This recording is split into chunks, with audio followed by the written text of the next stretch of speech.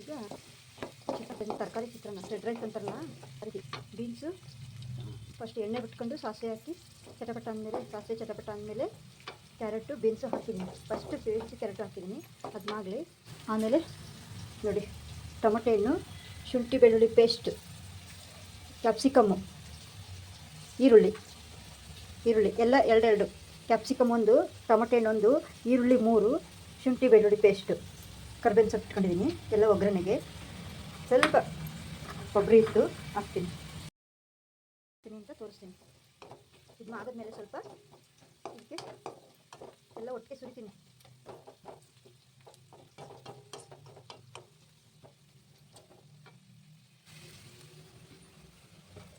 ಕರ್ಬೇವಿನ ಸೊಪ್ಪು ಹಾಕ್ತೀನಿ. ಕರ್ಬೇವಿನ ಸೊಪ್ಪು ಸಣ್ಣಗೆ ಹೆಚ್ಚಿಟ್ಕೊಂಡಿದ್ದೀನಿ.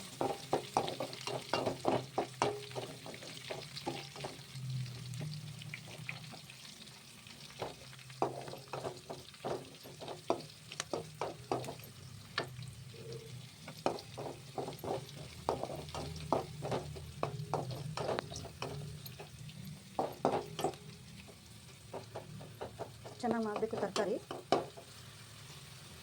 ಇದಕ್ಕೆ ಗೆಡ್ಡೆಕೋಸು ಅದನ್ನು ಹೆಚ್ಚಾಕಬೇಕಾಯ್ತು. ಈ ಪಾಪುಗೆ ಟೈಮ್ ಆಯಿತು ಕಾನ್ವೆಂಟ್ಗೆ ಹೋಗೋಕ್ಕೆ ಅಂತ ಹೇಳ್ಬಿಟ್ಟು ಹೆಚ್ಚಕ್ಕಾಗಲಿಲ್ಲ. ಇದನ್ನು ನೋಡಿರಿ, ಸಿಪ್ಪೆ ಸುತ್ತ ತೆಗೆದು ಹೆಚ್ಚಬೇಕು. ಹೆಚ್ಚಿ ಈ ಥರ ಪೀಸ್ ಮಾಡಿ ಹಾಕಬೇಕು, ಸಣ್ಣ ಪೀಸ್ ಮಾಡಿ. ಈಗ ಟೈಮ್ ಆಗುತ್ತೆ ಅಂತ ಎಲ್ಲ ಮಾಡಲಿಲ್ಲ.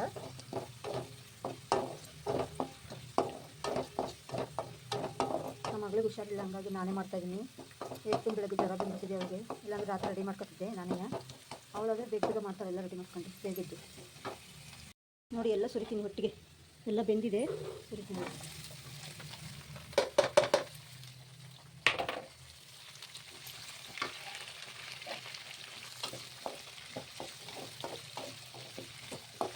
ಹಾಂ ಹಾಂ ಆಯಿತು.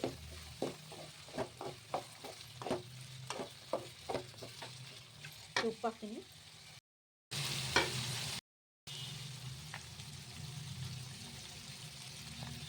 ನೋಡಿ ಉಪ್ಪು ಹಾಕ್ತಾಯಿದ್ದೀನಿ, ಸ್ವಲ್ಪ ಉಪ್ಪು ಹಾಕ್ತಾಯಿದ್ದೀನಿ.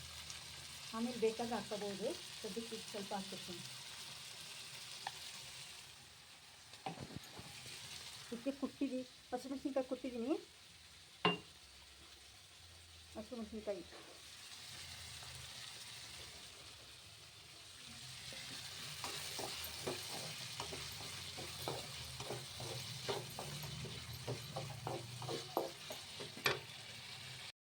ಸ್ವಲ್ಪ ಗರಂ ಮಸಾಲ ಹಾಕ್ತೀನಿ. ನೋಡಿ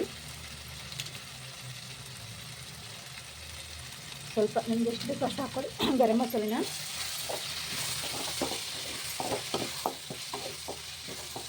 ಆಯಿತು, ಇಷ್ಟೇ. ಇದು ಜಾಸ್ತಿ ಮಾಡ್ಸೋದು ಬೇಡ. ಸ್ವಲ್ಪ ಕೊಬ್ಬರಿ ಇತ್ತಲ್ಲ ಅದನ್ನು ಹಾಕ್ಕೊಂಡೆ ಇದರಲ್ಲಿ.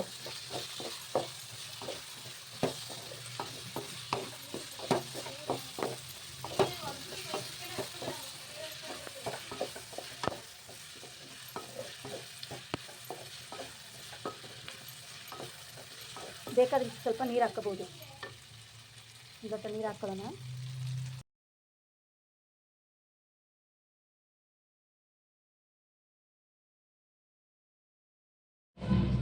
ರೆಡಿ ಆಗ್ತಾ ಬಂತು ನೋಡ್ರಿ, ಚೆನ್ನಾಗಿ ಮಾಗಿದೆ, ಬೆಂದಿದೆ, ರೆಡಿ ಆಯಿತು.